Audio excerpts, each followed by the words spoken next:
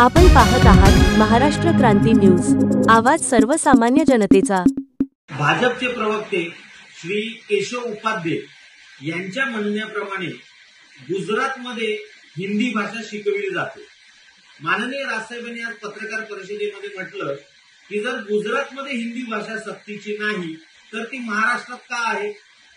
या प्रश्नावरती केशव उपाध्ये यांनी जी माहिती दिली ही माहिती लोकांची दिशाभूल करणारी आहे।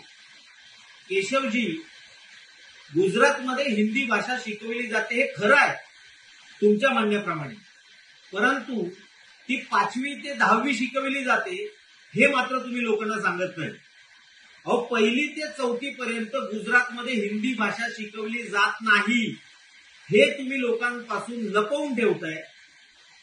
ही गोष्ट लोकांची दिशाभूल करणारी आहे। महाराष्ट्रामध्ये मात्र गुजरातच्या डोक्याने चालणारं तुमचं भाजपा सरकार हे 1ली ते 4थीचे विद्यार्थी ज्यांना खरं तर 1 किंवा 2 भाषा शिकणं एवढंच ज्यांचा मेंदू विकसित झालेला आहे, अशा निरागस मुलांना तुम्ही हिंदीच्या नावाने 3री भाषा लागताय हे लोकांपासून का लपवताय। अहो, ज्या छत्रपती शिवाजी महाराजांचा वारसा तुम्ही मिरवता, ज्यांचे गोडवे भर सभेमध्ये तुम्ही गाता, त्या छत्रपती शिवाजी महाराजांच्या विचारांना मात्र तुम्ही काळीमा फासता।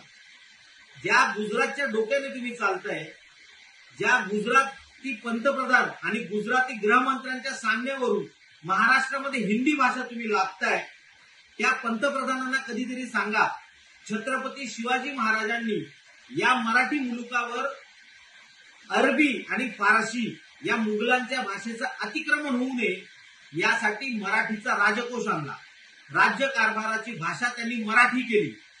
त्याच महाराष्ट्रामध्ये तुमच्यासारखे छत्रपती शिवाजी महाराजांचे वंशज जे स्वतःला म्हणवतात ते मात्र इथल्या मुलखावरती आता हिंदीची सक्ती करत आहेत। याच्यासारखी शर्मेची गोष्ट नाही।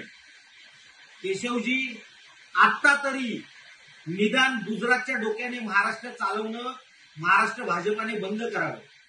मराठी जनता या गोष्टीसाठी तुम्हाला कधीच माफ करणार नाही।